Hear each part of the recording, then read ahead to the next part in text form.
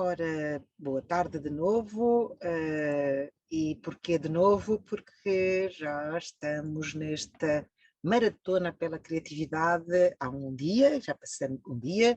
Este será nosso último evento do dia de hoje, mas amanhã a maratona continua e por isso bem-vindos de novo e muito especialmente bem-vindo ao Marco, que diria eu, infelizmente não é da Casa Torrance permanente, porque gostaríamos muito que assim o fosse, porque o trabalho do Marco é um trabalho de excelência na área nas pedagogias com recurso à tecnologia, por isso é um pedagogo em excelência e por isso, Marco, estares aqui para nós é inspirador, é um complemento de todo o trabalho também, é um complemento, mas é uma mão dada de todo o trabalho que o Torrance tem vindo a fazer na área da criatividade, porque tu és um exemplo prático de um criativo em ação.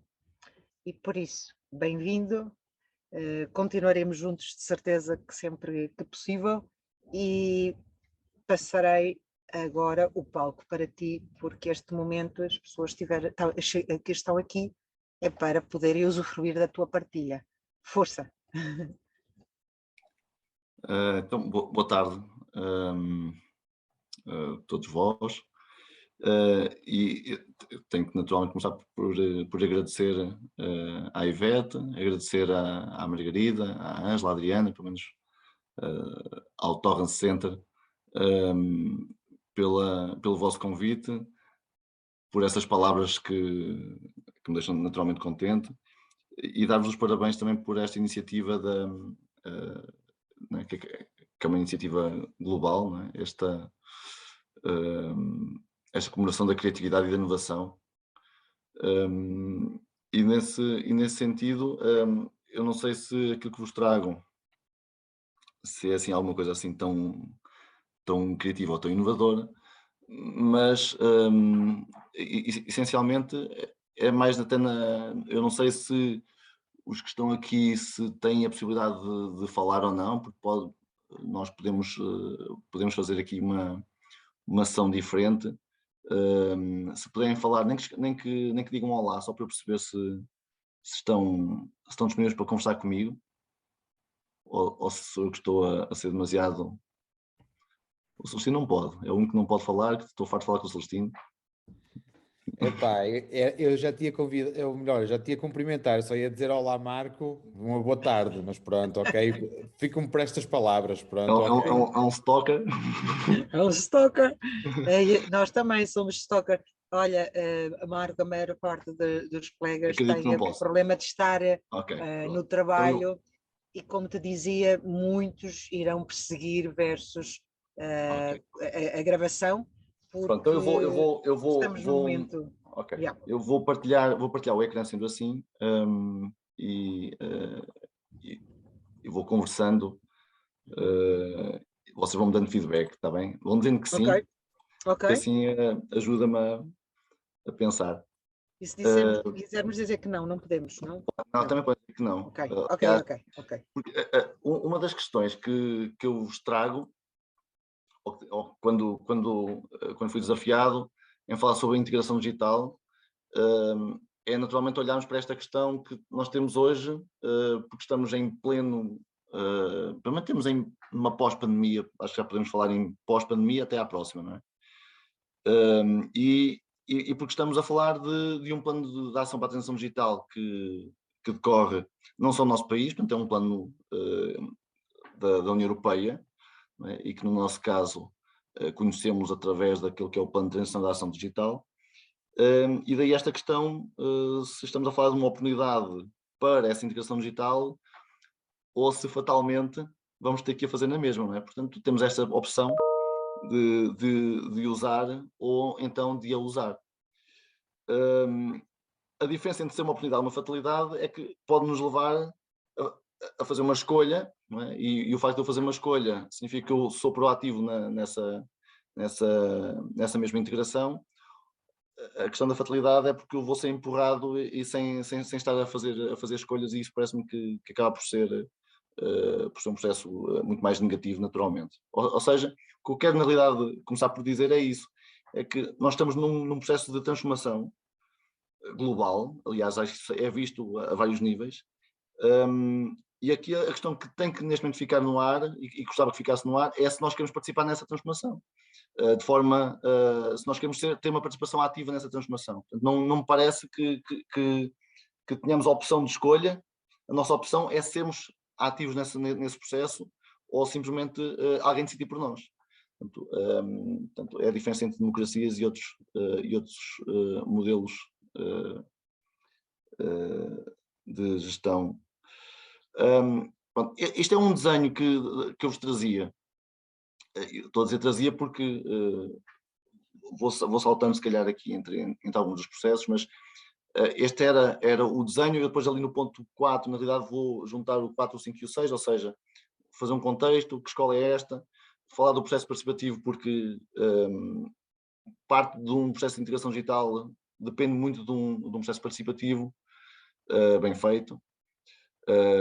Não é fazer de conta que ouvimos as pessoas, mas depois fazemos aquilo que entendemos. E depois porque tem a ver com uma reconfiguração de conteúdo, forma, espaço, tempo, professor, aluno, família, portanto, tudo isso é reconfigurado para depois gerar uma integração digital que possa ser pelo menos o mais eficiente possível. Em relação ao contexto, o contexto nós não podemos neste momento desligar este contexto da nossa atualidade, da atualidade mundial e aquilo que é este fenómeno triste desta guerra que temos na Europa. E isso leva-nos aqui a pensar se, enquanto escola, isto também não é uma falha da própria escola, quando nós não conseguimos que a democracia vença, não é? Ou quando quer dizer, se a democracia não consegue vencer num país europeu, em países europeus, alguma coisa falhou no processo de educação. Se acharmos que há outras formas de governo que possam ser melhores, não é? Isso para mim faz-me bastante confusão. Outro processo muito engraçado e que nós passámos, se calhar até mais na fase da pandemia, e que também coloca em causa muito aquilo que é a educação e a escola, é quando nós duvidamos da ciência, não é?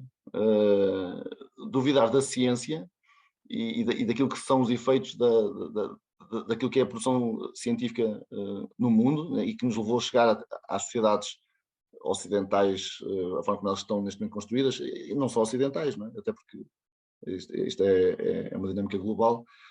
Mas será que a escola também não falha quando nós duvidamos da ciência? E nós vemos isso, para não estar aqui a levar isto só para o fenómeno da pandemia, quer dizer, nós olhamos isso quando dizemos que a Terra é plana, porque vimos um vídeo no YouTube que nos mostra que a Terra é plana, não é? E tudo aquilo que andamos a trabalhar desde muito cedo é colocado em causa porque há um vídeo no YouTube onde mostra, por umas evidências muito engraçadas, que a Terra é plana. Quer dizer, isso é absurdo. A escola está a falhar quando há, e isto é só uma parte, vejam quantos fenómenos como este, o último nasceu agora em Espanha há pouquíssimo tempo, em que diz que estamos a ser enganados em relação ao tempo também, em relação ou seja, que uma hora na realidade não tem 60 minutos, e que estamos há muito tempo, os relógios já andamos a enganar. Isto é uma coisa absolutamente, e são milhares de pessoas que acreditam depois em fenómenos destes, enfim. A ignorância afirma ou nega veementemente, a ciência duvida, dizia-nos Voltaire. E depois a questão ambiental, não é? Também, a escola também pode estar a falhar e a educação também pode estar a falhar, está certamente a falhar, quando nós, na realidade, não conseguimos perceber o caminho que o mundo está a levar naquilo que tem a ver com a sustentabilidade ambiental, aquilo que está aos olhos de toda a gente quando dizemos que o tempo está estranho, assim, como se o tempo estranhasse porque houve um outro fenómeno qualquer diferente. Quer dizer, nós somos culpados, a sociedade, o ser humano é culpado em muitos dos fenómenos que vão acontecendo, que nós depois gostamos sempre de dizer que é obra dos aléns, não é? Isto sem colocar também as crenças em causa, mas eu sou da ciência, por isso, e sou como São Tomé, mas isso também me leva aqui, pelo menos, a deixar esse pensamento, se a escola também não tem aqui não está aqui a falhar em algum momento, não é? Nós não podemos só andar a sensibilizar as crianças ou sensibilizar os jovens, quer dizer, se o processo não se altera, não é? Alguma coisa está a falhar. E depois, naturalmente, eu não posso estar a falar de integração digital sem esquecer aquilo que são os últimos 2, 3 anos, que tem muito que ver com este ambiente, os ambientes online, aquilo que foi o ensino remoto de emergência, aquilo que foram as milhares de horas que todos passamos, porque pelo visto parece que ainda estamos aqui num computador, felizmente por um lado também, porque senão não era possível, se calhar estamos a fazê-lo, portanto há coisas que retiramos, há ganhos que são retirados, é preciso ter isso em conta, mas esta integração digital hoje vive muito de ser uma oportunidade ou uma fatalidade, pode estar a viver muito daquilo que são as boas experiências ou as más experiências que tivemos durante a fase pandémica. E isso leva-nos muitas vezes a este tipo de imagens, que estamos também aqui a vivê-las, não é? O que é isto da presença e da distância? Porque será que nós online não podemos estar tão mais presentes do que, por exemplo, quando estamos presentes, que podemos estar mais distantes? Estas imagens são muito elucidativas daquilo que se vive hoje dentro do ambiente escolar, onde, embora agora está a ser mais diluído, mas estamos a sofrer muito daquilo que foram ambientes como este nos nossos contextos, não é?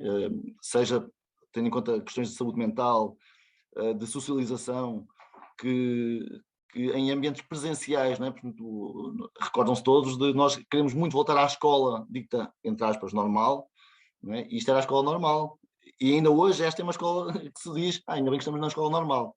Quer dizer, se a normalidade é esta desinfecção a torto e a direito, com álcool e gel, máscaras, não, temos que nos afastar, não podem estar X pessoas juntas, quer dizer, se esta é a escola normal, então eu acho que fiquei preso em algum tempo e estou à espera que me vão buscar.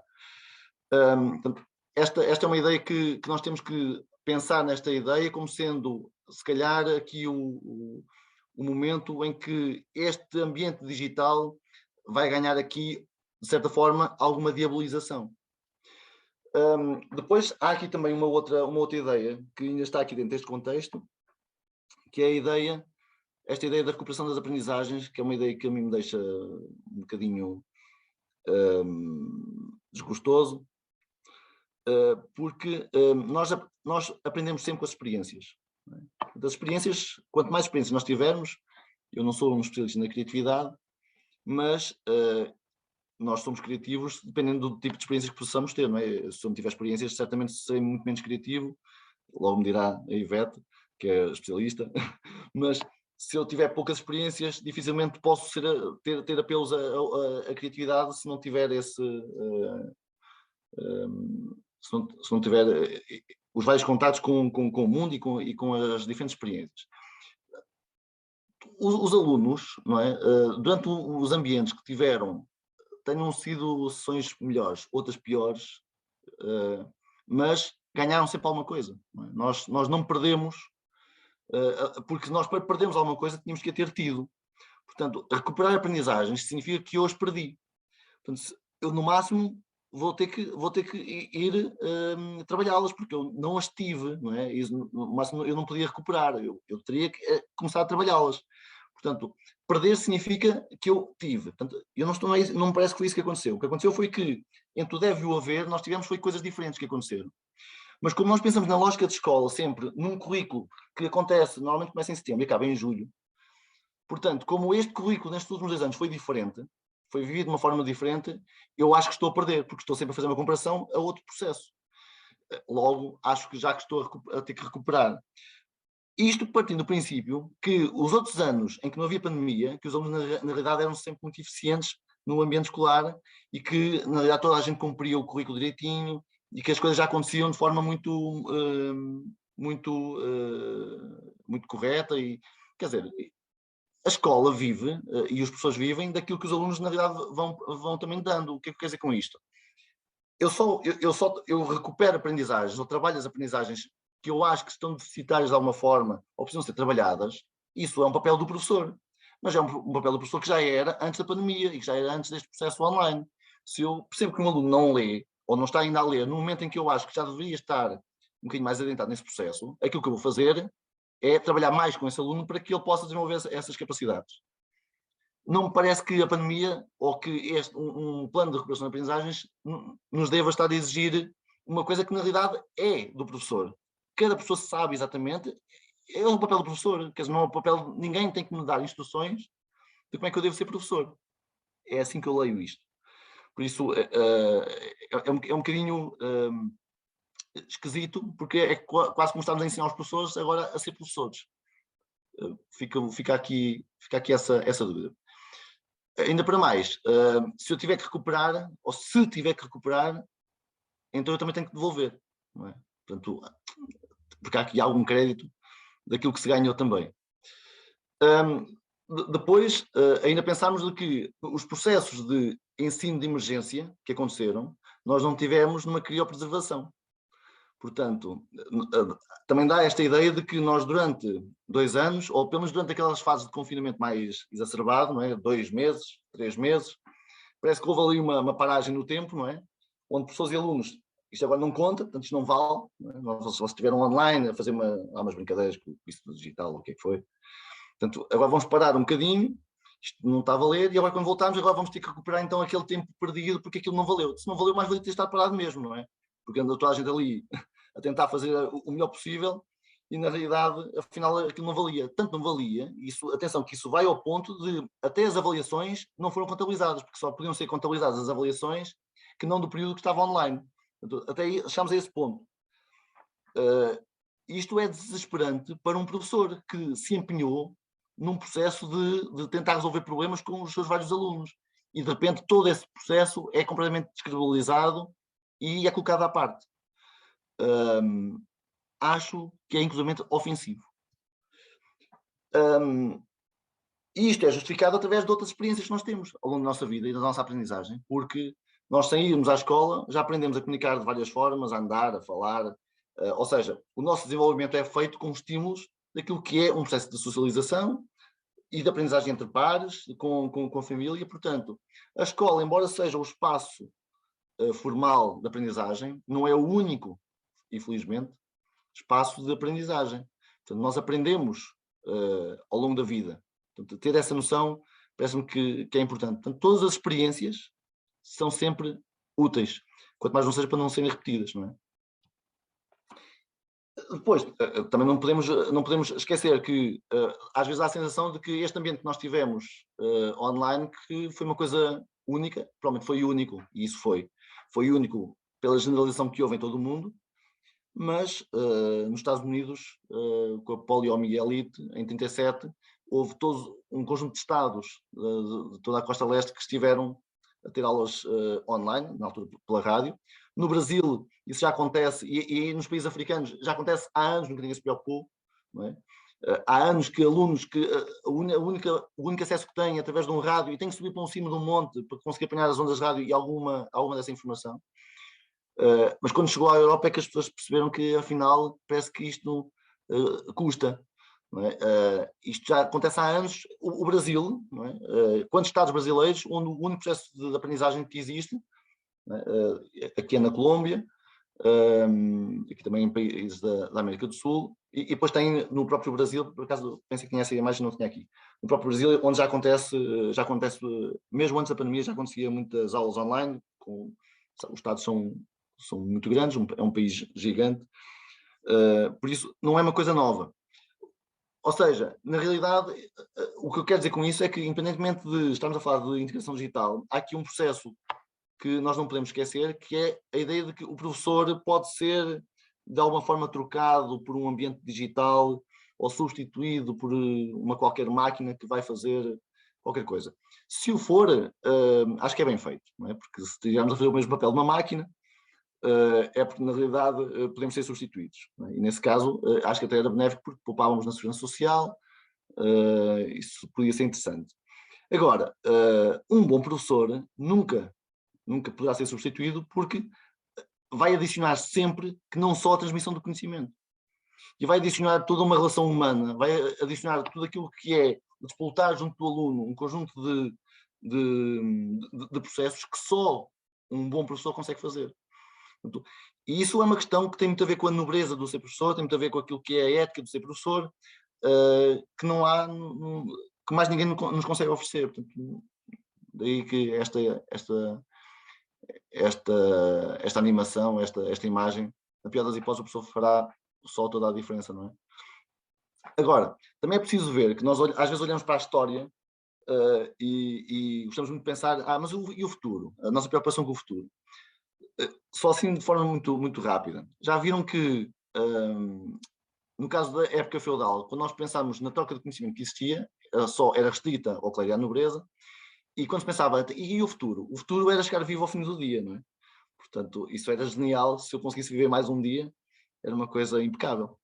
Nós, à medida que fomos evoluindo pela história, há ali alguns momentos marcantes, não é? E desde logo a passagem para a época industrial com a imprensa, ou seja, há ali uma massificação do conhecimento, a partir do momento que eu consigo ter o livro para poder chegar com o conhecimento a diferentes ambientes, e depois, mais perto daquilo que é a nossa época, a questão da internet, que nesse caso generaliza, de certa forma,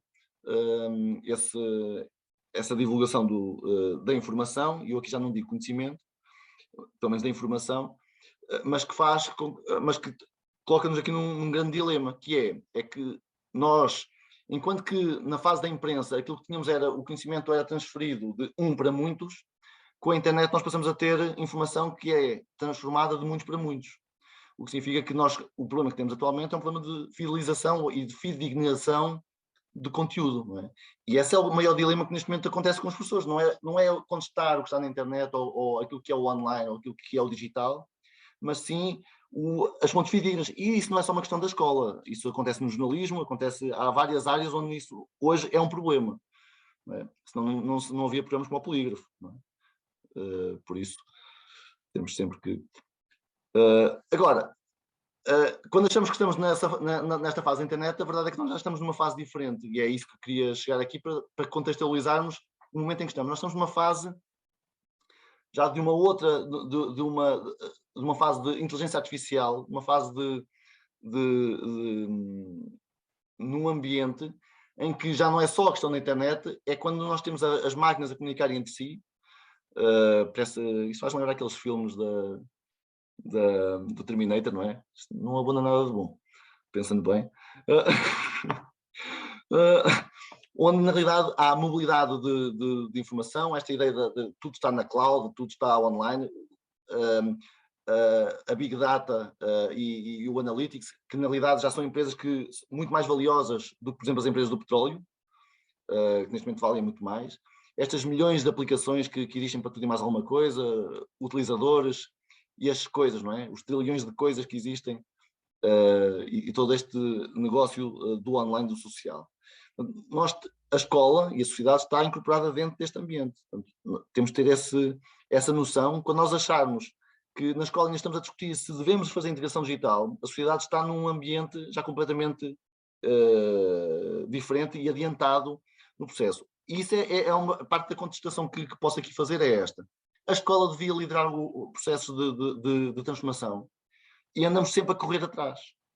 E por isso é que nos é tão difícil, porque a sociedade vai numa direção e a escola ainda corre muito atrás desse mesmo desenvolvimento. Conclusão, nós nunca estamos a preparar alunos para a sociedade atual, não é? E nem sequer estamos a projetá-los para a futura, porque nós não sabemos para caminho é que vai a sociedade. Portanto, estamos sempre a prepará-los só para aquilo que nós conhecemos. E isso é sempre muito estranho, porque estamos sempre aqui numa decalagem que nos coloca a nós, professores, que nos coloca a nós, que trabalhamos na educação, sempre com estas angústias. Porque vivemos esta época de internet das coisas. Deixem-me só aqui avançar, só para vos dar aqui noção do seguinte.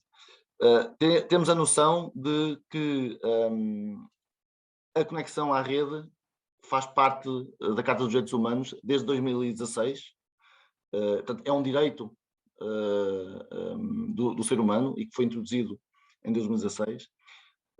Que nós hoje temos um conjunto de exemplos. Reparem que aquele relatório da Unesco, que está do vosso lado esquerdo, já é de 2014, que falava dos benefícios da aprendizagem móvel, e muitos destes estudos foram feitos em África.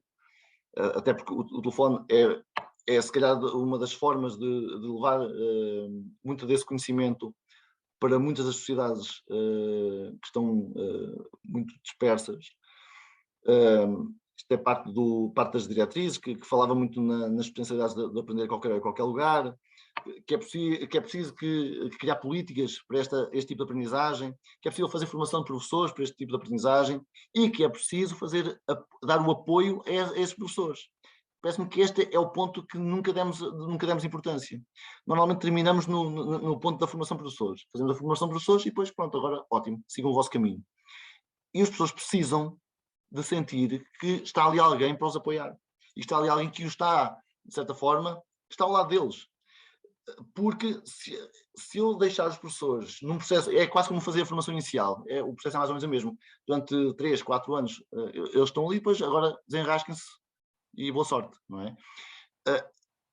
Normalmente o que é que acontecia? Havia um professor mais experiente que integrava o professor novo que chegava muitas vezes àquele ambiente. Neste momento isso nem sequer existe.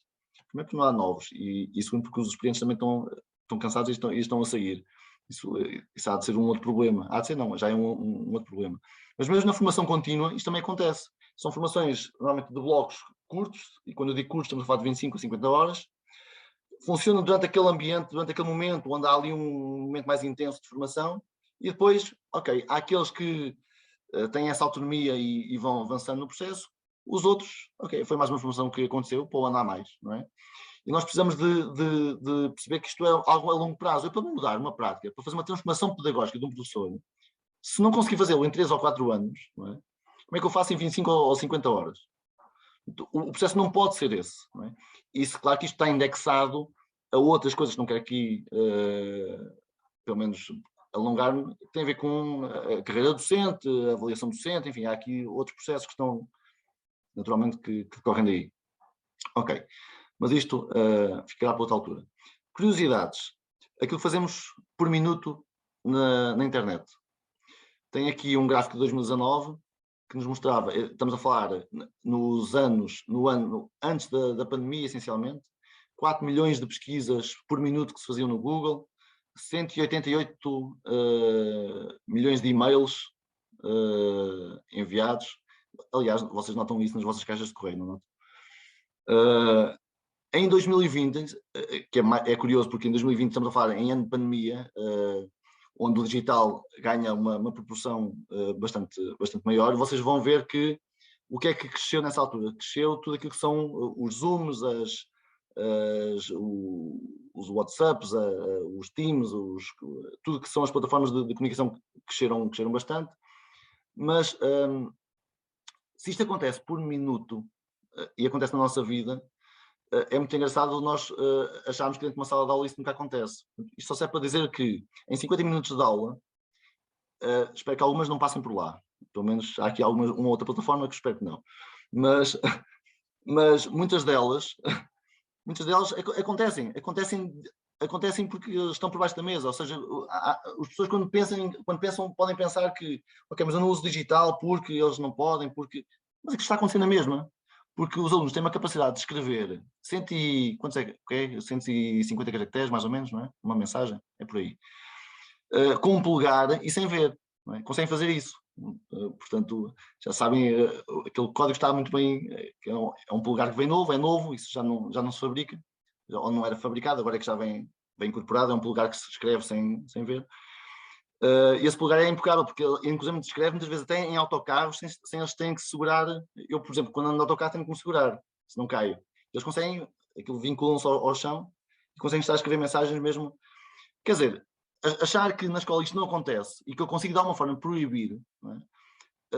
Vai a este ponto de aberração, ou seja, nós temos que na realidade é educar, não é? E não deixa de ser curioso porque nós não usamos muitas vezes dentro da sala de aula, mas depois permitimos que no processo de socialização, que é nos intervalos, que aí tudo é possível. Se calhar devíamos fazer ao contrário, não é? Se calhar no processo em que eu estou cá fora, se calhar não preciso do telefone, ou não precisaria de usar com a frequência com que estou a usar. Não sei, é uma ideia. Invertemos aqui o processo. Ok, deixa-me avançar, até porque senão só saímos daqui às 10 da noite. E há coisas mais engraçadas para vos mostrar. Uma delas tem a ver com isto, que é quando nós olhamos para estas imagens, nós vemos 3 imagens de 3 desportos distintos, certo? Confirmam que estão a ver 3 imagens de desportos? Falso, não estão nada. Porque para ser futebol, ténis ou basquetebol, falta lá alguma coisa. O que é? A assistência. Falta a bola. A bola. Sem bola não podemos jogar. Está atrás da fotografia. Exato. Pois, tens razão. Falta a bola. Ora, se sem bola isto não é desporto, falar de digital, sem digital, também não podemos falar de integração digital se não tivermos digital. Portanto, e essa parece-me que é a primeira condição para fazermos uma integração digital, é existir digital, como é existir internet, como é existir as condições, que na realidade é a parte mais fácil. Não é? A parte mais fácil de todo este processo é, porque isso normalmente faz-se como? Comprando, adquirindo, e embora possa parecer demasiado complexo, é mais difícil convencer pessoas a mudar mentalidades, não é? Portanto, a parte mais fácil é ter os equipamentos. Portanto, sem digital eu não posso ter integração digital. Mas quando falamos de escola, e nós passámos muito por esta fase de confundir aquilo que foi as aulas remotas, que foi aquilo que foi feito, o ensino remoto de emergência, e aquilo que seria um ensino online, com as suas especificidades daquilo que é um ensino online, daquilo que são uma aposta muito maior no trabalho assíncrono, atividades que são monitorizadas de uma outra forma. Enfim, não vou estar aqui a explicar como é que funciona o ensino online, não é essa a questão, mas o que foi feito foi um ensino remoto, ou seja, fazer aquilo que estou a fazer agora, que é transmitir-vos uma informação. Aliás, aqueles que não estão aqui na sessão podem ver o vídeo a posteriori. Na realidade, é a vantagem do digital, e que eu posso ver isto depois em qualquer lugar. Tenho eu assim paciência ou tenho alguém paciência para me ouvir. Outro equívoco que também passamos muito quando falamos em digital é esta ideia de que nós temos 2 mundos separados, que são aos nativos e aos imigrantes. Não é? Nós, infelizmente para nós, julgamos-nos todos imigrantes, não é? Mas, na verdade, nós hoje somos todos residentes digitais. Ou seja, esta separação que foi, inclusive em 2001, quando o Prensky disse que havia esta separação entre os nativos e os imigrantes, nós todos vivemos num ambiente digital, portanto nós somos todos residentes digitais. Portanto, já não há essa diferença entre os nativos e os imigrantes, como se os alunos fossem na realidade os nativos, e nós percebemos com a pandemia que eles afinal não tinham assim tantas competências digitais quanto aquelas que nós pensaríamos que tinham. O que significa também que, afinal, continua a ser preciso haver um trabalho de literacia digital no nosso currículo. Mas quando olhamos para os vários currículos de todo o ensino básico, nós não vemos assim tanto digital quanto isso. Os currículos têm, em termos de digital, aquilo que lhes aparece, em grande parte dos momentos, é a disciplina de TIC. Porque depois, de resto, os currículos não têm digital. Portanto, também é um equívoco achar que... E os pais hoje vivem muito essa ideia de mas há muito digital, não há digital. Ou seja, ele não está... Nós temos professores que introduzem o digital, mas ele não está definido curricularmente, agora, neste caso agora nas aprendizagens essenciais, etc. Este vídeo,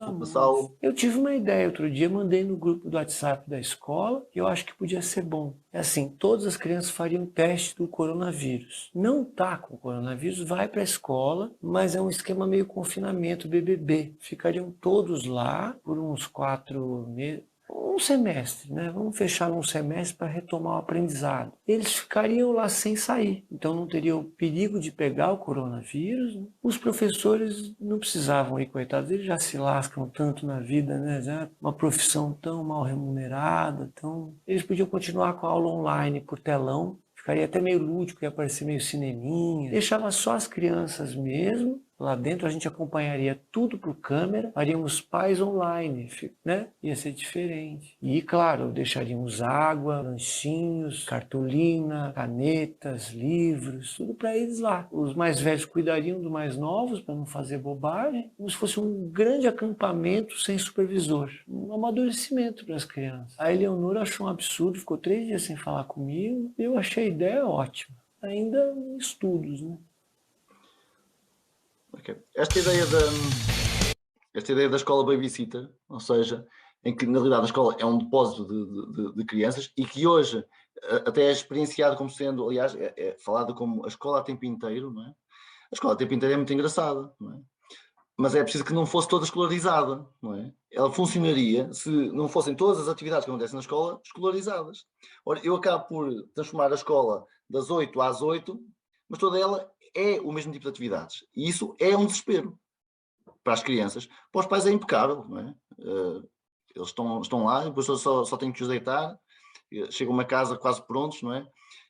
A verdade é que essa questão e isso é uma questão que nos devia preocupar, se calhar, um bocadinho mais do que aquilo que eu acho que nós estamos a viver, ou que estamos se calhar, a sentir, em relação àquilo que é a escola a tempo inteiro. É um fenómeno muito interessante, porque os pais têm tempo para trabalhar, é uma forma de ocupar até muito mais os pais, mas a verdade é que nós temos que pensar que escola é que estamos a entregar às crianças. Eu não posso ter uma criança que vai para as atividades de enriquecimento curricular, que foi um complemento que se introduziu nas escolas, mas para ter o mesmo tipo de atividades que estariam nas suas atividades formais. Inclusive as atividades formais, isso já nem vou para aí, também elas deviam ser repensadas, não é? Isso, andamos aqui a falar nisso há bastante tempo, que mesmo aquilo que é o formal precisa de outro tipo de ambientação e de outro tipo de atividades. Mas pelo menos as outras que foram acrescentadas, quer dizer, é um bocadinho inacreditável a forma como se vive esse ambiente. Enfim, mas então, digitalização do ensino ou transformação pedagógica? E temos estes dilemas, não é, hoje, de se devemos fazer a mesma coisa com o digital em relação àquilo que fazíamos sem o digital. Se eu simplesmente só colocar os equipamentos existindo, conforme dizia há pouco, se eu só tiver os equipamentos, mas só os colocar para fazer a mesma coisa, na realidade eu não estou a ganhar nada, eu só estou a colocar entropia no processo, porque é para fazer o mesmo, só que agora com um dispositivo que me dá, pelo menos, a vantagem de poder consultar coisas mais engraçadas, não é? Enquanto a pessoa está a dizer qualquer coisa. Esse exemplo é muito visto, por exemplo, quando nós usamos estes fenómenos dos Kahoots e os quizzes, que tomaram uma proporção, já tinham, já aparecia nas capas das revistas, o Kahoot já era uma coisa muito popular antes da pandemia. Com a pandemia, mais ainda. Mas se pensarmos bem, o que é um quiz feito em papel e o que é um quiz feito no digital, em termos de processo, o que é que estamos a fazer diferente? Mudámos a plataforma. Em vez de fazer papel, faz no digital. Ok, aquilo funciona nos primeiros momentos, aquilo é muito giro, eles saltam todos, é divertido. Ok, mas durante quanto tempo? O processo é o mesmo. O processo pedagógico é o mesmo. O professor fez umas perguntas e o aluno responde a questões. Seria muito mais interessante se fosse o aluno a fazer as questões, não é? E se fosse ele a produzir esse conteúdo em qualquer dos ambientes. E essa é a grande vantagem. Não estou aqui a dizer que a integração digital deva ser substituir uma coisa pela outra, mas por isso é que falei em integração digital, porque integração significa que aquilo que já tenho, passo a ter outras coisas, mas não estou a retirar o que já tinha antes. Eu posso perfeitamente continuar a fazer este tipo de atividades e continuando a juntar aquilo que era formatos mais analógicos, só que agora com formatos também eles digitais. É isso que estou de certa forma a apelar. Porque se não pensemos também naquilo que é o processo de desmaterialização dos manuais escolares, que é outro processo muito engraçado. Reparem, se eu simplesmente terminar com o manual em papel e juntar o manual digital, mas se em termos de processo, conteúdo, for exatamente o mesmo, o que é que eu estou na realidade a alterar? Ok, a mochila vai mais leve, tudo bem, depois compro um computador com 4 kg, não sei se melhorei, mas o processo está a ser o mesmo. Se o manual não for um manual interativo, ou se eu não tirar partido daquilo que é o potencial do manual hoje que existe, os manuais digitais, da interação que eles têm, eu não estou a ter ganho nenhum, estou a fazer a mesma coisa, só que mudei de plataforma. Portanto, estes procedimentos já existiram ao longo da história. Aqui temos equipamentos de 1 para 1, onde os alunos estão felicíssimos por estarem a usá-los. É típico, não é? Um aluno que tem um equipamento digital ou um equipamento de 1 para 1, vejam só a cara de alegria deles. Isto é a alegria de uma criança, não é? Portanto, e enfim, e há histórias ainda mais divertidas se formos avançando no processo. Portanto, falar em novas tecnologias é uma coisa esquisita, se pensarmos que elas têm 60 anos, algumas delas, não é? E se pensarmos que muitas vezes aquilo que estamos a fazer de novas tecnologias é fazer apenas alteração da tecnologia para o professor e não para o aluno. Portanto, a oportunidade que nós temos hoje, essencialmente, é essa. Temos a oportunidade de um aluno ter nas suas mãos a possibilidade de ter o seu próprio ritmo de trabalho e não ter que estar subjugado ao ritmo do professor. É isso que eu posso tirar partido quando tenho o equipamento nas mãos. eu controlo aquilo que aprendo e controlo o meu ritmo de aprendizagem. Falar de novas pedagogias também é um bocadinho engraçado se pensarmos, quando pensamos em Vygotsky, Piaget, não consta que sejam propriamente, ou sejam propriamente teorias muito recentes, não é? E elas não mudaram. Nós introduzimos tecnologia, mas o processo de colocar o centro na aprendizagem do aluno não é uma ideia nova, não é? Porque, quer dizer, também, as próprias metodologias ativas são inspiradas em modelos construtivistas, nada mais do que isso. Depois há esta imagem, que é uma imagem dramática, e que, como dizia há pouco, decorre da pandemia, que é a ideia de que o digital, e essa era a ideia que eu queria aqui deixar o mais clara possível, que é, o digital não está para substituir nada. Nós não estamos aqui a dizer que a escola com o digital vem substituir uma escola presencial, ou que nós agora o funcionamento é o funcionamento através do Zoom ou do Teams ou de outra coisa qualquer. Não, eu quero fazer o digital no presencial, juntos, tirar o melhor daquilo que são os dois mundos, mas em presença. Se gostava tanto, porque uns estavam online e eu dizia-lhes uma coisa e eles não conseguiam ver onde é que estava, mas eles agora estão à minha frente. Portanto, eu posso tirar partido, colocá-los a trabalhar colaborativamente, juntos, em equipa, quer dizer, e esse potencial é isso que eu tenho que ver, e não olhar para o digital como o diabo, não é? E como a escola presencial, porque aquilo é a escola que eu quero, porque antes da pandemia é que era. Não, vamos juntar e perceber que elas não estão em contraponto, não estão a lutar pelo mesmo espaço, elas podem coexistir e devem coexistir. E depois pensar também que a tecnologia, tal qual como o martelo, não é? Pode servir para o bem e para o mal. Eu posso com o martelo construir uma casa ou martelar um dedo, não é? E é coisa para doer. Por isso, mas quem o manobrou ainda continua a ser eu. Portanto, não é a tecnologia que tem o erro, é quem a usa é que pode estar a usá-la mal, não é? Portanto, às vezes ficamos aqui, atribuímos as culpas à tecnologia, quando na realidade a tecnologia não tem culpa nenhuma disto. E depois há aqui um conjunto de receios que tem muito a ver com esta ideia. Uma delas tem a ver com isto do uso dos ecrãs, que hoje é muito falado, mas os miúdos estão muito expostos a ecrãs. Eles estão expostos a ecrãs porque alguém os expôs a ecrãs, ou os está a expor a ecrãs. Também não me parece, mais uma vez, é a tal tendência de a tecnologia, esse mal que veio ao mundo. Sim, espera lá, mas se eu posso tirar partido do sol que está lá fora, porque é que eu tenho que entreter os miúdos com o YouTube porque eu quero estar descansado a ver a novela? Então melhor, olha, entretanto aí num tablet ou no telefone. Na realidade é a tecnologia enquanto babysitter, e depois eu vou me queixar a dizer que a tecnologia é que está errada e que está a viciar os miúdos nos ecrãs. Mas o comportamento é dos adultos. O mau comportamento é dos adultos. Quando estamos até, reparem, qualquer criança aprende através desculpem, não é o termo, não é da mímica, falhou-me o termo. Por imitação. Por imitação, é isso, obrigado. Por imitação. Se o meu comportamento enquanto adulto é estar num café com o resto das pessoas, mas todos a olhar para o seu telefone e olha que engraçado, não é? Enquanto eles estão ali à minha frente, não é? Para depois chegar a casa e depois mandar-lhes uma mensagem a dizer que, olha, temos que nos encontrar mais vezes, não é? E as crianças estão ali ao nosso lado, o que é que ela está a aprender? O que ela está a aprender é, bem, para eu me integrar na sociedade, eu tenho que fazer aquele tipo de comportamento. E depois nós dizemos que os alunos, entretanto, crescem e agora estão sempre vinculados aos ecrãs. Mas estão vinculados porquê? Porque entenderam que aquele é um comportamento para eu me integrar socialmente. Portanto, este uso dos ecrãs é assustador. Aliás, nós temos um exemplo até que foi muito divulgado na altura, foi quando apareceu o Squid Game. O Squid Game, porque o Squid Game aquilo é uma tragédia, porque é uma série que está a desvirtuar as ideias dos miúdos e é muito ofensiva. A série era para maiores de 16 anos. Portanto, se eu tenho menores a ver a Netflix e a ver a série, não me parece que a série foi lá parar por um acaso, não é? Portanto, volta a ser, esta ideia é uma ideia que me deixa um bocadinho assustado, porque são os adultos a responsabilizar-se e a colocar a culpa em algo que na realidade é de controle parental. É a mesma coisa que eu não posso deixar as minhas filhas ir para o mar, não é? Simplesmente para o oceano, aos 2 anos, assim, olha, não, vai à vontade. Não é?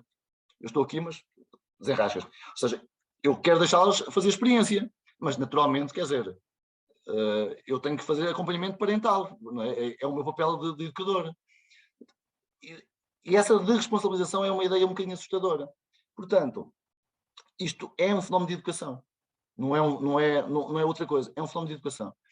E este uso das tecnologias, muitas vezes o receio do uso das tecnologias, porquê? Porque também, mas é que agora usamos mais a tecnologia e é os ciberataques, sim, naturalmente. Se eu estou a usar mais um ambiente digital, naturalmente tudo isso é transferido para esse ambiente digital. E isso só se combate com maior educação. Não é de outra forma, é com a educação que isso combate. Não é proibindo, porque nós também já tivemos proibições na nossa adolescência, não é? E nós violamos essas proibições. Portanto, não é um fenómeno novo, é natural, faz parte do ser humano. Por isso, o melhor é passar por uma fase de educação. E eu só caio, ou só posso ter problemas com o uso da tecnologia se eu usar. Não é? É como ao skate. Eu nunca caí de skate. Uma razão muito simples, porque não andei. Não é? Se eu andar mais vezes, atrevo-me a dizer que vou cair mais vezes também. Pelo menos uma fase inicial, certamente. E se calhar final. Ou seja, e aqui a tecnologia é a mesma coisa, nós temos que usar para poder avançar. Ok. I talk getting an iPhone. Isto para dizer que a evolução da tecnologia passa muito por nós muitas vezes dizemos que, mas os miúdos antigamente, no meu tempo, sabem essa expressão, que é uma expressão muito engraçada, que é no meu tempo é que era. Sim, mas no meu tempo, o que é isto do meu tempo? Porque os alunos precisam de continuar a escrever com a caneta. Sim, podem continuar a escrever, como podem escrever, mas e se alguém quiser escrever digitalmente não pode fazê-lo?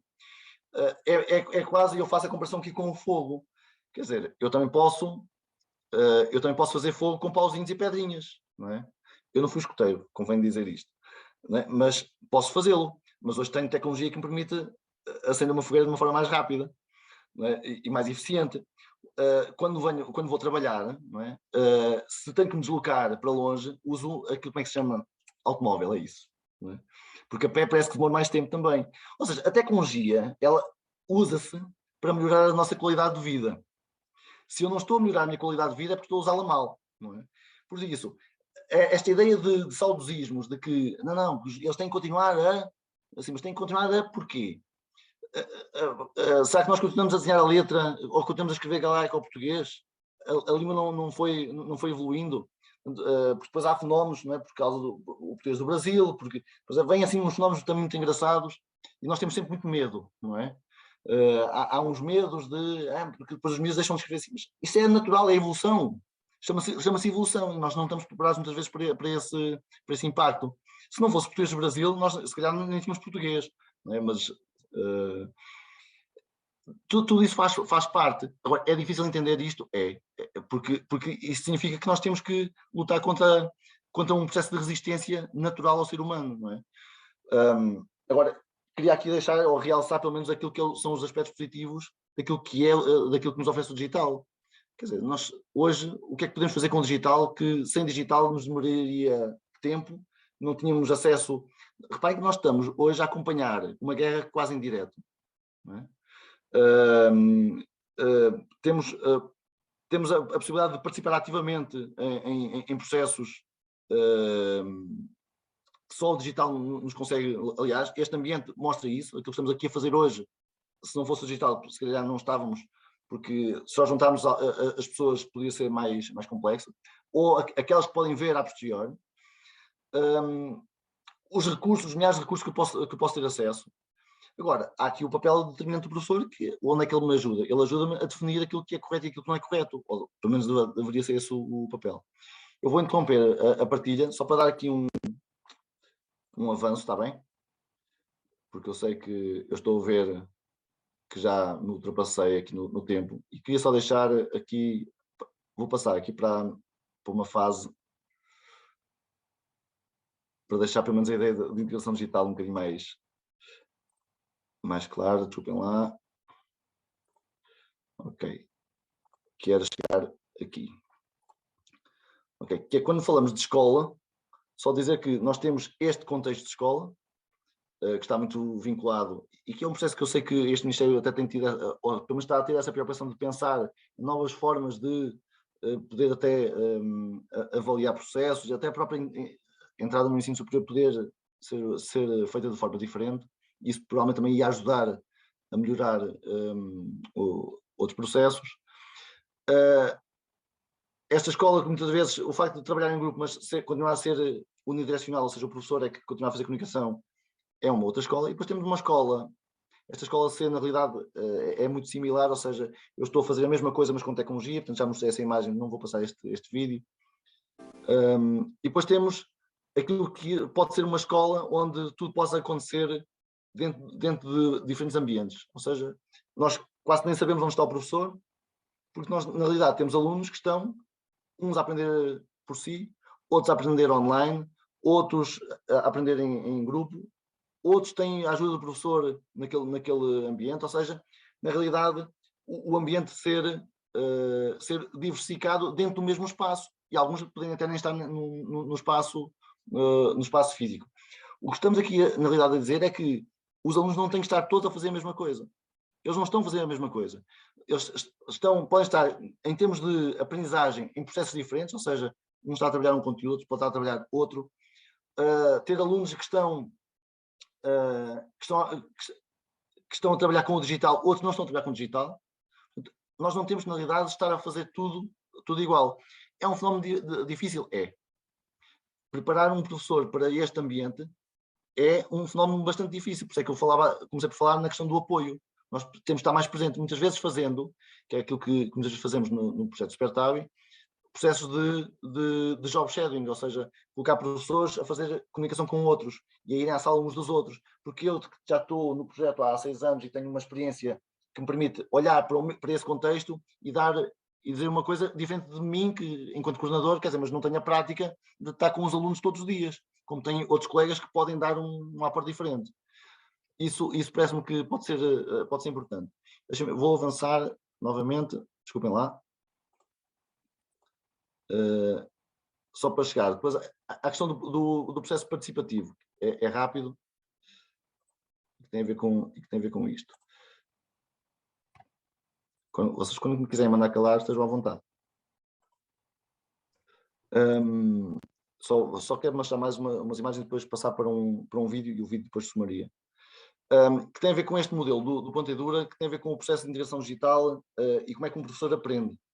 Ou seja, nós, na verdade, temos primeiro de tomar uma decisão. Portanto, e essa é uma mensagem que também queria deixar aqui, que é, eu tenho que tomar a decisão, aliás, foi um bocadinho esse o apelo que vos fiz no início, se quero. Portanto, eu tenho que decidir se quero primeiro atravessar o oceano, porque eu posso decidir não o fazer. A pandemia obrigou-nos a molhar os pés, não foi? Portanto, de certa forma, tivemos todos que pôr os pés na água. Agora, podemos ficar naquela fase de substituir, que é aquela fase que vos mostrei há pouco, em que eu, o que fazia de forma analógica, passo para um formato digital. Mas estou a replicar um modelo, mas não, usando outros formatos. Mas isso é um processo de substituição. É-nos mais difícil chegar a um processo de redefinição, mas reparem que nós vamos muito mais fundo. Porque o processo de redefinição significa que é o aluno que constrói, é o aluno que produz, em vez de ser o professor. Não é o professor que transmite conteúdo, num processo de substituição, mas é o aluno que tem um processo aí sim muito mais ativo, porque constrói, redefine, produz, portanto, ali estão do ponto de vista digital, ou não, portanto, não tem só a ver com digital, mas é ele que vai à procura de informação, que o professor ajuda a transformar em conhecimento, portanto, é um processo muitíssimo mais imersivo. Mas todo este processo é natural e tem que acontecer. O que eu quero dizer com isto é que eu não estou a dizer que um professor tem que deixar tem que passar do ambiente de substituir para uma redefinição. Isto é natural, ou seja, este progresso é natural e temos que dar tempo também aos professores para o fazerem. Ou seja, todos aqueles que estão numa fase agora de substituição, é uma fase que naturalmente com a pandemia foi mais exacerbada, mas temos que agora dar passos seguintes.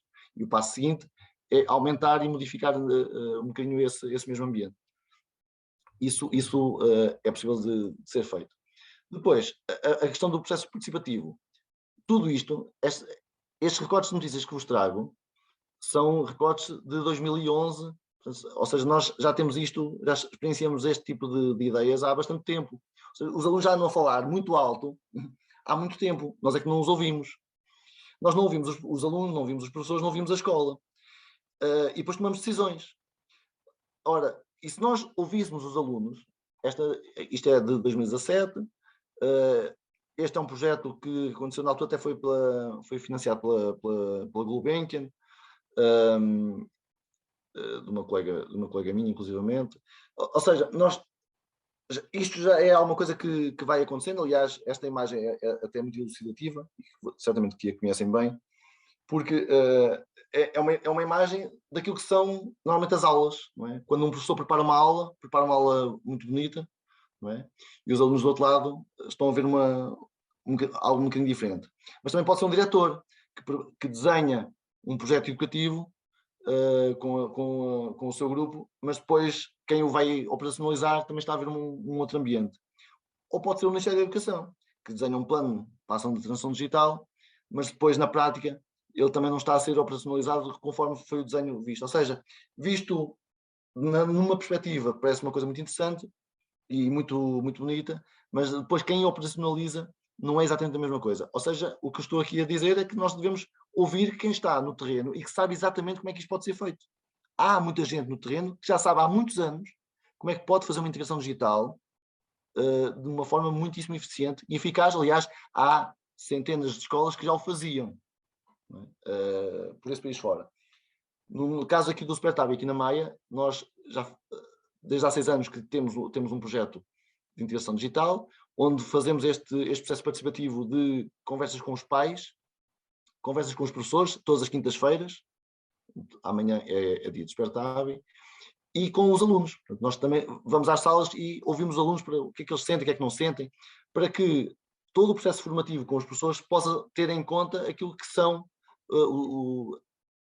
aquilo que na realidade são as expectativas muitas das vezes, não é? E nós temos, entre a expectativa e a realidade às vezes há diferenças, não é? Mais recentemente aqui vem uma sessão de esclarecimento com pais, enfim. Depois, e aqui vou fechar aqui neste ponto, só dizendo o seguinte, a nossa definição da ação hoje tem muito a ver com estas 7 ideias, portanto, que eram as 7 ideias que tinha aqui daqui para diante. O conteúdo ele é diferente, eu não posso estar a usar o mesmo currículo sem pensar que hoje tenho ferramentas e tenho legislação que me permite flexibilizá-lo, embora eu acho, inclusive, que nem precisava de legislação para isso, bastava ter a capacidade e a vontade para o fazer. A forma como nós o fazemos, nós hoje significa que nós podemos fazer isto de várias formas, seja num formato mais analógico, seja num formato mais digital, seja usar mais o outdoor, a aprendizagem ao ar livre, seja usar os diferentes layouts dentro de uma sala de aula. Nós temos tanta coisa ao nosso dispor e nós temos é que combiná-las. Isso é um verdadeiro ambiente híbrido. O híbrido significa combinação. Eu combinar o máximo de tipologias e de estratégias, tendo em conta aquilo que é o meu objetivo pedagógico. Os espaços de aprendizagem, os espaços que nós relegamos sempre para um outro plano, porque a intenção é ter os alunos todos concentrados dentro de uma determinada caixa, normalmente são 4 paredes, virados para a frente a fazer conta que ouvem. E o espaço é importante, são importantes os layouts, são importantes os outros espaços que a escola pode oferecer, e nós temos pouca capacidade de nos desamarrar do ambiente formal de sala de aula. O tempo que hoje é nosso inimigo, porque nós estamos sempre com pressa é a pressa do currículo, é porque eu tenho que fazer mais outra coisa a seguir, é porque os alunos não conseguem fazer atividades porque tudo tem que acontecer dentro de um determinado timing. Ou seja, também o tempo se alterou, por isso eu tenho que ter em conta que não tenho que fazer o mesmo currículo que fazia há 2 anos ou há 3 anos, ele também se alterou. Depois o papel do professor, naturalmente, o professor tem que ter em conta este contexto todo que vos tentei aqui trazer hoje, ou seja, que não vive na época industrial e que vive numa época onde a sociedade está em grande agitação e ter essa noção. Naturalmente o aluno, porque atenção, que há processos pedagógicos que não se alteram também porque os alunos não querem. Isso é preciso termos essa noção. Há alunos que os professores até podem ir com muita, e eu dou-vos o exemplo do secundário. Há professores de secundário que têm processos muitíssimo inovadores, mas que são os próprios alunos que recusam esses processos inovadores porque sabem que têm um exame e é uma falha do sistema. Porque como eu sei que o acesso ao ensino superior é através de um exame, muitas vezes dizem ao professor, pronto, isso é muito giro, acho isso divertidíssimo, mas digam lá o que é para estudar. Porque sabem como é que resolvem o problema. E isso é também um problema que nós temos que ter em conta. Ou seja, uma pessoa pode ter muita vontade, mas depois tem do outro lado, e depois a família, que começa desde o pré-escolar a colocar os alunos com um número, não é? Aos 5 anos têm os testes. Não se fazem testes de admissão ao primeiro ciclo, como é que isso é feito? E essa reeducação da família, porque precisamos perceber que hoje toda a gente fala de educação, aliás, sempre se falou, educação e futebol são coisas muito fáceis de conversar. Porquê? Porque todos tivemos essa experiência. Como todos fomos alunos, é muito fácil toda a gente dizer alguma coisa sobre educação. E então, pronto, se aquilo não aconteceu como aconteceu comigo enquanto aluno, é porque está errado. E eu tenho muita dificuldade em fazer esse processo de mudança e por isso é que é importante o processo participativo e esclarecer os pais, quando estamos num processo de transformação, esclarecê-los o quanto antes, para baixar ansiedades e para perceberem que é algo que tem ciência e que tem um processo que está com alicerces, quer dizer, não é apenas uma coisa que aconteceu sem sentido, quer dizer, está baseado em alguma coisa, não é fora de sentido. Porque há essa noção de que o aluno tem que ser assim, o meu educando tem que ser ensinado da forma como eu também fui. Isso é preciso ter em conta, que a família tem que ser esclarecida o quanto antes. Desculpem, não é isto, deixem-me então avançar para outra parte. Estas são só as 3 vertentes que, quando falamos de integração digital, que devemos ter em conta, e eu vou agora terminar só mostrando um vídeo que eu espero que ilustre estas 3 vertentes e que ilustre um bocadinho desta ideia que vos queria aqui trazer. Só um minuto. E que está aqui, ok.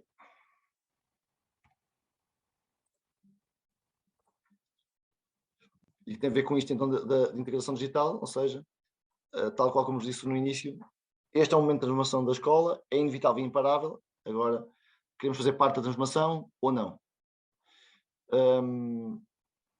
Estas são 11 fatores críticos que entendemos que são necessários para que haja um processo de transformação e de integração digital, que tem muito a ver com o envolvimento da direção, o apoio dos pais, os processos de inovação pedagógica, de uma construção de nova pedagogia, a própria flexibilidade do currículo, isso ajuda-nos a resolver aquele problema do tempo, do espaço e do conteúdo, o próprio espaço de aprendizagem, enquanto espaço, o que é isto de escola, não é? Se a escola são só aquelas cadeiras com aquelas mesas com aquele ambiente, ou o que é a escola? O processo de avaliação, porque eu não posso estar a alterar pedagogia, currículo e espaço e depois avaliar da mesma forma. Isso também temos que ter em conta. E depois os aspectos mais de processo têm a ver com o fenómeno da colegialidade. Há pessoas que não alteram porque estão inseridos dentro de ambientes que não permitem alterar, portanto, isso às vezes é difícil mexer, portanto, isso é um fenómeno que também é possível combatê-lo, e há estratégias para nós resolvermos essa questão. Os aspectos técnicos, e aqui não estou só a falar de digital, embora hoje estamos a falar de integração digital, mas se chover dentro da sala de aula, aquilo é um aspecto técnico que tem que ser resolvido, não é? Quer dizer, eu não consigo trabalhar se não tiver condições para o fazer. E depois o tal acompanhamento e apoio pedagógico, ou seja, o tal acompanhamento a longo prazo. Ou seja, eu tenho que permanecer dentro do ambiente quase como se as pessoas, na verdade, estivessem a fazer um estágio permanente, não é? Que, atenção, quando eu digo permanente, no caso do Supertab, que nós temos 6 anos, há pessoas que neste momento que são eles que fazem o acompanhamento, ou seja, já passaram, já estão na etapa de serem eles os acompanhantes. Isto fica estranho, mas perceberam a ideia. E depois o processo de gamificação e de aprendizagem significativa, que é uma questão de aprendizagem, ou seja, tudo isto tem que ser levado para uma questão mais de envolvimento, não de obrigação. Isso é importante. E tanto para os professores, como para os alunos, como para qualquer pessoa, eu aprendo se eu perceber porque é que estou a aprender e se perceber qual é o significado que aquilo tem na minha vida. Pronto, este é um exemplo de um projeto onde me parece que estão reunidas estas condições todas, e é este exemplo que vos queria deixar para terminar.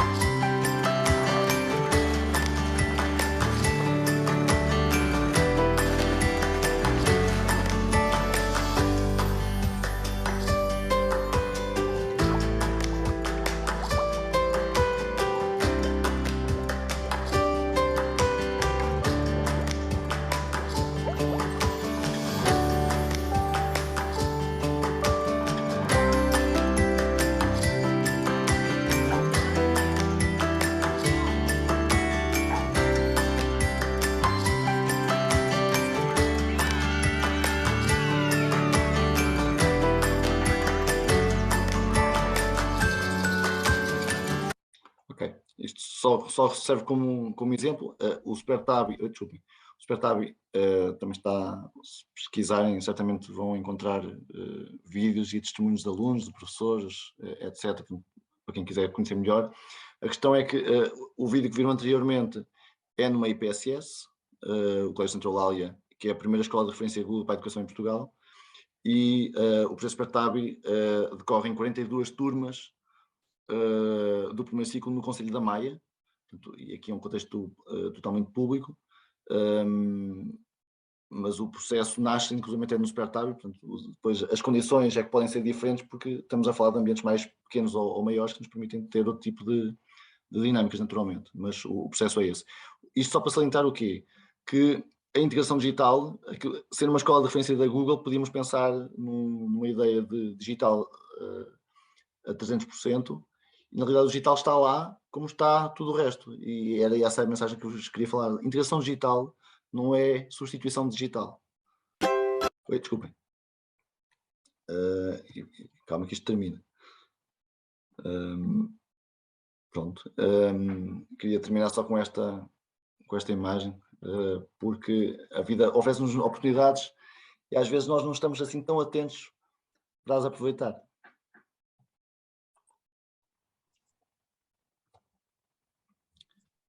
E pronto. Marco, que grandes desafios nos deixaste aqui, até porque conseguiste não só desafiar, como trazer algumas dicas de ação. E foi muito curioso porque aquilo que tu davas como solução, Margarida, reparaste que é quase os 4 Ps, não é? São as pessoas, é trabalhar nas pessoas, os processos, quais os tipos de produtos que estamos à espera e por isso o que é que vamos avaliar. Tudo isto se cruza, a criatividade tem um grande descritor que seria também esses 4 Ps. Temos todos que nos focar na mesma coisa, nas pessoas com quem trabalhamos e como trabalhamos, e nós enquanto pessoas, os processos que estamos a trabalhar, as metodologias e como é que as integramos, em que ambientes é que estamos e que ambientes estamos a criar nós próprios e em que ambientes é que estamos a querer funcionar e quais as estratégias que podemos dar a volta para apanhar a fuga no ambiente que possa parecer menos facilitador. E, obviamente, que queremos o conhecimento, que o conhecimento e o conhecimento de si próprio, o conhecimento do outro e o conhecimento do mundo e o conhecimento para a liberdade. Francamente, muito obrigada, consegui estar a ouvir o tempo todo e da minha parte só tenho mesmo que te agradecer que me organizaste aqui as ideias.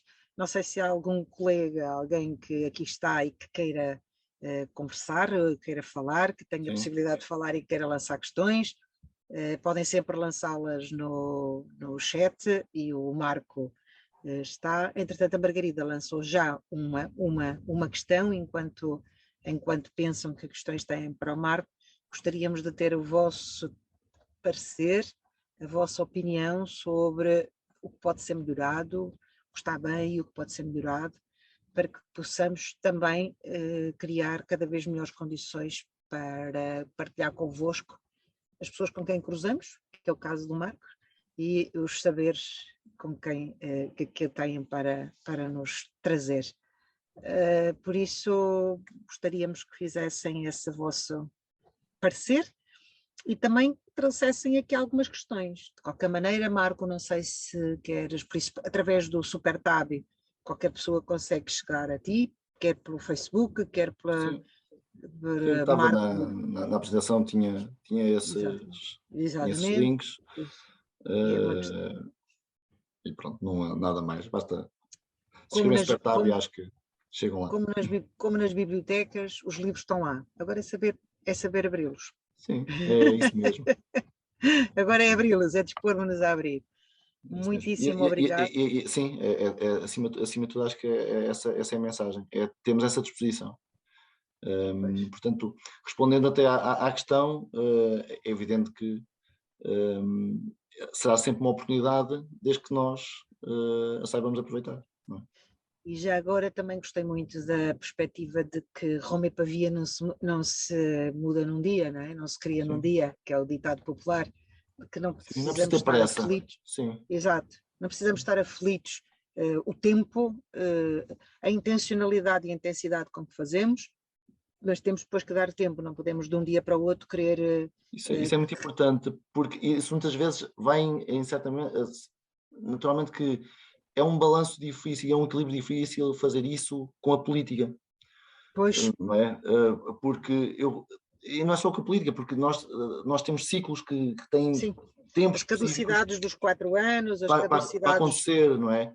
dos tempos nas Um, escolas, dos concursos, é Por isso. isso, eu muitas vezes, aliás, eu já escrevi muitas vezes sobre essa questão, que me parece que no caso da educação nós precisamos de ter de certa forma algum consenso nacional que nos permita ter esse tal tempo para, Sim. quer dizer, se nós temos agora um plano de ação de transição digital, ele não pode quebrar independentemente daquilo que aconteça daqui a 4 anos. Claro. Ou seja, nós temos que dar-lhe esse tempo também para amadurecer. Há erros? Claro que há erros. Sim. Agora, se sempre que há um erro, aquilo que eu faço é reverter tudo e trocar, e mudar nomes e etc. Quer dizer, nós que gostamos tanto de nos comparar com os finlandeses ou com os nórdicos, essencialmente, mesmo sendo latinos e ainda não percebemos que somos latinos, ou comparando com os ingleses, o próprio Reino Unido desenhou e terminou agora há pouco tempo, penso que há um ano, de redesenhar um plano de intervenção a 10 anos. São Eu sei 10, que eles redefiniram, penso que foi 10 anos. 10 e extensível até 15, pelo aquilo que eles isso, aos 5 anos avaliam para É isso. aumentar para 15. Por isso, Não. aos 5, mete-se E as talas depois na árvore medir, para crescer. isso, sim. E acho que é isso que nós também falta-nos ainda esse passo de deixar as coisas acontecerem, porque nós colocamos muita pressão em cima das pessoas, não é? E estamos a falar de pessoas, não estamos a falar de máquinas. Portanto, estamos a falar de pessoas. A pressão que muitas vezes nós, às vezes, enquanto pessoas, temos que nós somos culpados também, porque nós sentimos a pressão e depois pressionamos os outros, porque nós também pressionamos os nossos alunos. Sem dúvida. Portanto, isso acho que devíamos deixar fluir. Faz falta aqui um processo de acompanhamento, de monitorização e de avaliação. Uma avaliação que nos permita dizer assim, ok, este é o caminho. Agora, a avaliação não se faz ao fim de meia dúzia de meses ou de um ano. Nós precisamos de mais tempo, não é? Ocorre-me aqui uma metáfora que seria a educação, apesar do trigo e do trigo ser muito importante para a construção do pão, mas não chega ao pão, ou seja, a educação não basta, não deve ser comparada com o trigo que semeia e numa época que se colhe. Tem que ser mais comparável com uma árvore de grande porte, em que tem que ganhar raízes, vai ter as suas intempéries, mas vai ter que se ir pondo as talas para que se alinhe o mais possível, e depois cada árvore terá a sua, é frondosa à sua forma. Exatamente. E terá o seu tipo de fruto. Acho que nós estamos às vezes muito preocupados com o pão do dia da manhã. E eu como sabes, eu sou professora e já não estou como tu, não exerço enquanto professora há muito tempo e por isso há coisas que tenho que ficar calada, mas eu contra mim estava sempre à espera, enquanto os alunos estavam na minha mão, que eles dessem logo o fruto. E agora, passados muitos anos, é que eu tenho o retorno de alunos que dizem: professora, agora é que eu percebo o sentido daquilo que fazíamos e daquilo que... Os frutos têm que amadurecer, não é? Para serem saborosos. Têm que amadurecer, têm que viver, têm que experienciar, e não podemos querer o pão para o dia seguinte. Temos que ter mais o fruto para toda uma geração que está na nossa mão. Pois, temos que olhar para nós, para ver o que é que nós estamos a fazer, e olhar para trás e ver o que estamos a fazer. Acho que sim. Obrigada, Marco. Obrigado. Estava aqui alguém a dizer-te coisas muito desagradáveis, como por exemplo, muito obrigada pela tua excelente comunicação e reflexão. São coisas muito desagradáveis de ouvir depois deste tempo. Muito obrigado. Já nos desafiaste a todos. Temos encontro marcado amanhã. Combinado. E muito obrigada. Até amanhã e um bom descanso. Até amanhã para vocês também. Bom trabalho para todos. Obrigada. Obrigada, Marco. Obrigada, colegas.